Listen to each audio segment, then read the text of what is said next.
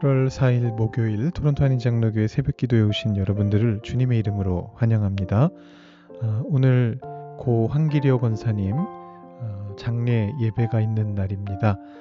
하일랜드 퓨너럴 홈 스카버러 채플입니다. 3280 셰퍼드 애버뉴 이스트에 있는 하일랜드 퓨너럴 홈 스카버러 채플에서 오늘 오전 10시 30분에 장례 예배가 있습니다. 그리고 오늘 하관 예배는 따로 없습니다. 여러분 장례 예배에 오셔서 우리 유가족분들을 위로해 주실 수 있으면 감사하겠습니다. 오늘 기도하면서 새벽 예배 시작하겠습니다. 사랑이 많으신 하나님 감사합니다. 오늘도 새로운 날을 우리에게 허락하여 주시고 우리의 눈을 뜨게 하시고 우리의 생각을 맑게 하시고 하나님 앞에서 우리의 마음을 내려놓을 수 있도록 겸손함을 우리에게 허락하여 주시니 감사합니다. 하나님께서 우리를 사랑하셔서 그리스도를 이 땅에 보내어 주시고 그리스도를 통하여 우리가 주님 앞으로 담대하게 나아갈 수 있음을 우리에게 알려주시니 감사합니다. 우리가 주님 앞에 나아가서 주님을 우리의 친구로 모시면서 주님 앞에 우리의 기도의 제목들을 하나하나 아를 수 있는 그런 친밀함을 주님과 갖게 되기를 원합니다. 그런 인격적인 관계가 계속해서 발전해 나갈 수 있기를 소망합니다. 그래서 주님의 손을 계속해서 붙잡으며 오늘 하루도 살아낼 수 있기를 소망합니다. 하나님께서 우리와 함께 해주시는 것을 오늘도 경험하게 하여 주시옵소서. 때로 괴로움이 있고 고난당할 때가 있고 슬픔에 눈물을 흘릴 때도 있지만 그럴 때일수록 우리가 오히려 주님께 더 가까이 나아가서 주님으로부터 받을 수 있는 평강과 위로를 경험하는 저희들 될 수 있도록 주님 인도하여 주시옵소서. 감사드리며 예수님의 이름으로 기도드립니다. 아멘. 오늘 우리에게 주시는 하나님의 말씀은 골로새서 1장 24절부터 29절까지의 말씀입니다. 제가 봉독해 드리겠습니다. 나는 이제 너희를 위하여 받는 괴로움을 기뻐하고 그리스도의 남은 고난을 그의 몸된 교회를 위하여 내 육체에 채우노라. 내가 교회의 일꾼 된 것은 하나님이 너희를 위하여 내게 주신 직분을 따라 하나님의 말씀을 이루려 함이니라. 이 비밀은 만세와 만대로부터 감추어졌던 것인데 이제는 그의 성도들에게 나타났고 하나님이 그들로 하여금 이 비밀의 영광이 이방인 가운데 얼마나 풍성한지를 알게 하려 하심이라. 이 비밀은 너희 안에 계신 그리스도시니 곧 영광의 소망이니라. 우리가 그를 전파하여 각 사람을 권하고 모든 지혜로 각 사람을 가르침은 각 사람을 그리스도 안에서 완전한 자로 세우려 함이니 이를 위하여 나도 내 속에서 능력으로 역사하시는 이의 역사를 따라 힘을 다하여 수고하노라. 아멘. 여러분 요즘 혹시 괴로워하는 일 있으십니까? 고난당하시는 일 있으신가요?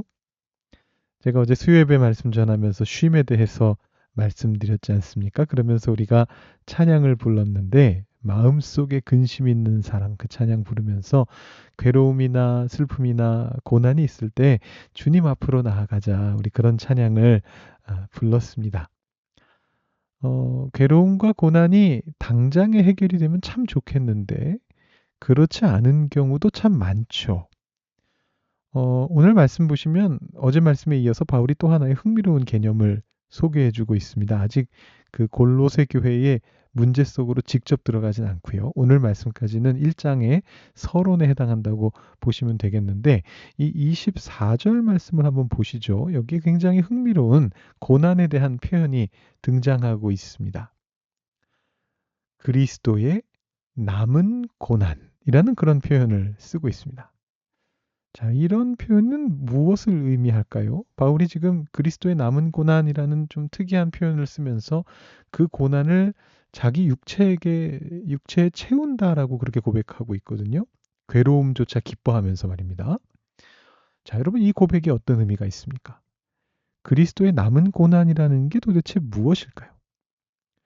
자, 제가 이 질문을 던지는 이유가 있습니다. 이유는 뭐냐 하면 이 표현에 오해의 소지가 있기 때문이에요. 여러분, 그리스도의 고난이라고 하면 우리가 생각할 수 있는 것은 단 하나입니다. 그것은 십자가 죽음을 통해서 우리의 죄를 해결하셨던 그 사건이죠. 우리가 그리스도의 순환, 그리스도의 고난이라고 부르는 바로 그겁니다. Passion of Christ입니다. 근데 그 고난에 남은 부분이 있다라고 말한다면 마치 그 그리스도의 대속의 죽음이 완결성이 없다는 것처럼 들려요. 완전하지 않다는 것처럼 들리잖아요. 그리스도께서는 십자가의 단번에 죽으심으로 우리 죄를 완전히 해결하셨지 않습니까? 그러면 도대체 왜 남은 고난이 있느냐라는 거죠. 심지어 그 남은 고난이 왜 우리에게 다시 오냐라는 것입니다. 그러면 예수님께서 예수님의 고난을 통해 우리 죄를 완전히 해결하지 못하셨다는 게 아닌가? 우리의 고난의 문제를 완벽하게 해결하지 못하셨다는 게 아닌가? 이런 질문이 생겨나지 않을 수 없는 것입니다. 자, 왜 바울이 이런 표현을 사용하고 있는 것일까요? 이 단락의 포커스가 예수님이 아니라 우리에게 놓여 있다라는 걸 통해서 이 바울의 의도를 조금 짐작해 볼 수가 있습니다. 어제 말씀까지 23절의 말씀까지 포커스는 어디에 있었느냐 하면 예수님이었습니다. 우리 어제 들으셨던 말씀 다시 한번 떠올려 보시죠. 예수 그리스도께서 보이지 아니하시는 하나님의 형상이라고, 그분이 만물의 창조주이시고 교회의 머리시라고, 그분이 십자가의 피로 화평을 이루셨다라고 그렇게 바울이 고백했습니다. 예수님에 대한 부분이었습니다. 근데 오늘 말씀에서 24절부터 1장 끝절까지 해서 포커싱 되고 있는 존재는 예수 그리스도가 아니고 바울입니다. 그리고 여기서 너희라고 말하고 있는 이 서신의 독자들. 1차적으로는 골로새 교회 교인이고 2차적으로는 바로 우리들입니다. 자, 바울이 24절에서 보시면 나와 너희를 말하잖아요. 나는 바울이고 너희는 골로새 교회 교인입니다. 지금 바울이 골로새 교인을 위해서 고난을 당하고 있다라는 것입니다. 그 고난은 애초에는 비밀이었지만 이제는 모든 성도들에게 드러난 사실, 바로 그리스도께서 우리와 함께 하시며 우리를 구원하신다라는 그 사실을 입증해 주는 것입니다. 예수님께서 고난을 당하셨기 때문에 우리들도 예수님의 그 구원 사역에 참여하게 될 때 고난을 당하게 된다는 것입니다. 여러분, 이걸 잘 구분하셔야 됩니다. 예수 그리스도께서는 고난을 당하시고서 모든 문제를 해결하셨습니다. 그러니까 우리가 그 고난을 더 받아야 될 필요는 없습니다. 그렇지만 우리도 그 예수 그리스도의 사역에 동참하게 될 때에는 같은 고난의 길을 걸어갈 수 있다는 겁니다. 이게 조금 다른 겁니다. 이 각 사람들이 그 비밀 안에서 자연히 그리스도 안에 거하게 되며 완전한 자가 될 것입니다. 이것이 고난의 비밀인데 바울도 이와 같은 믿음 안에서 그 고난을 견뎌내며 계속해서 수고하고 있다라고 말하고 있습니다. 29절 말씀인데 그렇게 말하고 있습니다. 그러니까 바울에게 있어서 고난이라고 하는 것은 자신이 그리스도와 함께 한다는 걸 증명해 주는 것입니다. 그거를 바울이 그리스도의 남은 고난이라고 표현한 겁니다. 그리스도의 사역이 완전하지 못해서 이 고난이 남아있는 게 아니고요. 우리들로 하여금 그리스도와 함께 하고 있음을 느낄 수 있게 하기 위해서 남아있는, 즉 우리를 배려해주고 있는 고난이다, 이렇게 생각해 볼 수가 있습니다. 우리들 자신도 그리스도처럼 완전한 존재가 되어갈 수 있도록 우리를 이끌어주는 그런 고난입니다. 의미가 있는 고난인 거죠. 제가 언젠가 말씀드린 적이 있는 것 같은데 제가 처음 전도사로 사역을 시작할 때 이런 경험을 한 적이 있습니다. 제가 이제 고등부의 세 번째 교역자로 들어가게 됐습니다. 그래서 좀 큰 교회였기 때문에 교역자가 많았는데요. 고등부를 전체를 담당하시면서 청소년팀 전체를 담당하시는 목사님이 이제 저한테 이제 멘토 목사님이 되어주신 분이신데, 이분은 청소년 사역으로는 아주 전국적인 명성을 가지고 계시는 아주 유명한 목사님이셨습니다. 뭐 전 세계로 유스코스타에 불려가실 정도로 그 분야에서는, 청소년 사역이라는 분야에서는 아주 전문가 중에 전문가이신 그런 분이셨습니다. 근데 운이 좋게도 제가 그분과 같은 교역자 팀에서 청소년 사역을 배울 수 있는 기회를 얻게 된 겁니다. 고등부의 세 교역자 중에 한 명으로, 그리고 청소년 팀 전체의 8명 교역자 중에 한 명으로 제가 그분을 이렇게 배우고 본받을 수 있는 그런 기회가 주어진 거죠. 자, 이분은 회의하는 걸 정말 좋아하셨어요. 그래서 청소년 팀의 교육자 8명이 같이 회의하는 경우가 굉장히 많았습니다. 근데 이제 어느 날 저희 8명의 교육자들이 다음 해의 사역을 기획하기 위해서 우리 교회로 치면 이제 정책당회 비슷한 건데 1년 동안의 계획을 세우기 위한 청소년 팀 교육자 합숙 모임을 기획했습니다. 1박 2일로 저희가 그런 시간을 가졌습니다. 근데 하루 종일 이런저런 회의를 했거든요. 근데 이제 잠시 쉼을 가지기 위해서 간식을 준비하려고 막내 교역자들이 나와가지고 간식을 준비했습니다. 저하고 저와 신대원 동기이신 또 다른 이제 형님 전도사님이, 저보다 나이는 많으신데 신대원은 동기이신 형님 전도사님이 같이 밖으로 나와서 간식을 준비했습니다. 근데 그 형님이 저한테 간식 준비하면서 이제 윗분들 안 계실 때 저한테 투덜투덜 얘기하시는 거예요. 뭐냐 하면 이 회의가 너무 힘들다는 겁니다. 차라리 회의보다는 지시를 내려주는 게 좋겠다. 이렇게 말씀을 하세요. 그게 무슨 얘기냐면 회의를 8명이 하고는 있지만 사실상 우리 같은 초짜들이 아무리 얘기하면 뭐 하냐라는 거예요. 좋은 의미로든 나쁜 의미로든. 멘토 목사님이 청소년 사역의 전문가시니까 그분이 사실은 가장 좋은 계획과 가장 좋은 해결책들을 가지고 계실 거란 말이에요. 그러면 그걸 그냥 알려주면, 그래서 너는 이거 해라, 너는 저거 해라, 이렇게 그냥 이렇게 지시를 내려주면 내가 그걸 열심히 수행하면서 배우면 그게 훨씬 더 효율적이고 좋을 것 같은데 왜 자꾸 우리들 의견을 묻는지 모르겠다. 그 의견을 묻는다고 해서 그대로 하시지도 않을 거 아니냐, 이렇게 이제 얘기를 하신 겁니다. 근데 저는 제 생각은 다릅니다. 이렇게 말씀을 드렸어요. 저도 그분의 상황 파악에 대해서는 동의했습니다.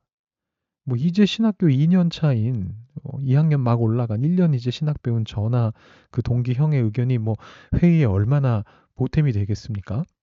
근데 저는 그런 회의에서 우리가 직접 생각하고 말하고, 물론 때로는 혼이 나기도 하고 무시당하기도 하고 또 때로는 칭찬을 듣기도 하고 조금 뭐 하나를 이렇게 덧붙여 가지고 목사님의 좋은 아이디어에 저의 생각이 조금 들어가서 그게 아주 조금 개선되는 약간 그런 것들을 경험하면서 우리가 굉장히 많은 것을 배우고 있다라고 생각을 했습니다. 뭐 어차피 최종적으로는 그 멘토 목사님이 하자고 하는 대로 하게 될 가능성이 아주 높죠. 그리고 그 회의의 과정이 지루하고 힘겨울 수 있죠. 그런데 그걸 통해서 내가 그 팀에 소속되어 있고 나 스스로도 성장하고 있다라는 걸 경험하는 것이 굉장히 즐거운 일이었습니다. 오늘 말씀이 이야기하는 이 그리스도의 남은 고난이라는 것도 말하자면 이와 비슷한 것입니다. 그리스도께서 우리를 위해 십자가에 달려 돌아가시는 것으로 사실 다 끝나도 상관없습니다. 뭐 신학적으로는 이미 다 끝난 겁니다. 예수님의 고난으로 모든 게 다 끝났습니다. 더 이상 고난은 필요 없습니다. 그래서 우리는 이렇게 생각할 수 있어요. 다 끝났으니까 이제 편하게 살면 좋겠다. 눈물도 고통도 없는 곳에서. 근데 하나님께서는 우리를 여전히 이 땅 가운데 두십니다. 그리고 그리스도를 닮은 자로 살아가게 하십니다. 구원받았으니까 곧바로 천국 가는 게 아니에요.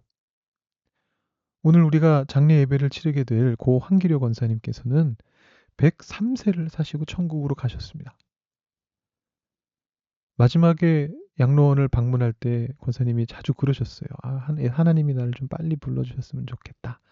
이제는 충분히 산 것 같다. 이런 말씀을 하셨는데 103세까지 사신 후에 천국에 가셨습니다. 우리가 구원받았다고 바로 내일 우리가 천국 들어가는 게 아닙니다.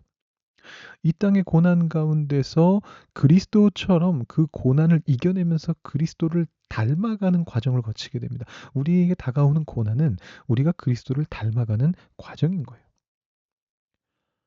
어제 말씀 속에서 예수 그리스도만이 유일한 중보자시고 하나님과 우리를 연결해주는 유일한 중재자가 되신다. 그래서 천사든 뭐든 다른 중재자는 필요 없다. 그리스도만 붙잡아라라고 말했던 이 바울은 오늘은 할례나 절기를 비롯한 다른 고행이나 행위가 필요 없다라는 걸 이렇게 설명해 주고 있는 겁니다. 우리가 고난을 당할 수 있습니다. 근데 우리가 일부러 그 고난을 찾아갈 필요는 없습니다. 이건 그냥 그리스도를 닮아가는 과정입니다. 이미 그리스도의 사역으로 우리가 해야 할 일은 다 끝났습니다. 우리는 구원 받았습니다. 이제 우리는 부름받은 자로서, 사도로서 그리스도를 전하는 삶을 살아가야 되는 겁니다. 그 과정에서 오게 되는 고난은 의무가 아니고 그저 기쁘게 받으며 주님을 닮아가기 위한 것일 뿐입니다. 여러분 지금 어떤 고난을 당하고 계십니까? 혹시라도 하나님 앞에 잘 보이기 위해서 그 고난을 더 키우실 필요는 없습니다. 이렇게 나를 더 큰 고난으로 밀어넣으면 하나님이 나를 어여삐 여겨주시겠지? 불쌍히 여겨주시겠지? 그럴 필요 없습니다. 물론 그렇다고 또 그 고난이 빨리 없어지기를, 빨리 거기서 빠져나오기를 너무 발버둥 칠 필요도 없습니다. 주어진 고난을 견뎌내며 주님을 닮은 자, 그리스도 안에서 완전한 자가 되기 위해 그저 묵묵히 걸어갈 뿐입니다. 바울이 그것을 이렇게 설명합니다. 28절, 29절 말씀입니다. 우리가 그를 전파하여 각 사람을 권하고 모든 지혜로 각 사람을 가르침은 각 사람을 그리스도 안에서 완전한 자로 세우려 함이니 이를 위하여 나도 내 속에서 능력으로 역사하시는 이의 역사를 따라 힘을 다하여 수고하노라. 그리스도 안에서 완전한 자로 세워지기 위해서 힘을 다해 수고하는 것까지가 우리의 역할입니다. 그 결과는 내 속에서 능력으로 역사하시는 분께 맡겨두면 되고요. 그 수고에 무엇을 더하거나 덜 필요가 없습니다. 하나님이 우리에게 주신 분복이구나 그렇게 생각하며 계속 나아가기만 하면 됩니다. 물론 바울은 거기서 한 번 더 힘을 내가지고 24절 말씀에 보면 그 고난을 기뻐한다라고 고백하는데요. 우리는 그 경지까지 이르지 못해도 괜찮습니다. 무던하게 걸어가기만 해도 충분합니다. 어느 순간인가 우리도 바울처럼 그 고난을 통해 그리스도를 닮게 되는 걸 기뻐하게 될 때가 올 겁니다. 그 전까지 억지로 기뻐하지 않으셔도 돼요.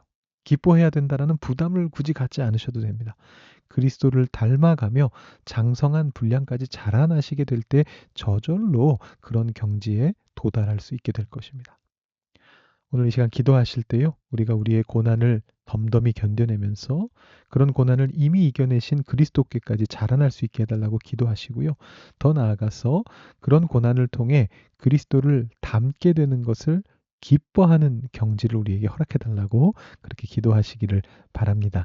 그리고 그렇게 그리스도를 닮아가는 과정을 통해서 이 땅 위에 하나님의 뜻을 펼칠 수 있는 우리가 될 수 있게 해달라고 그런 우리 교회가 될 수 있게 해달라고 기도하시고 개인 기도하신 후에 새벽 기도 마치시기 바랍니다. 기도하시겠습니다.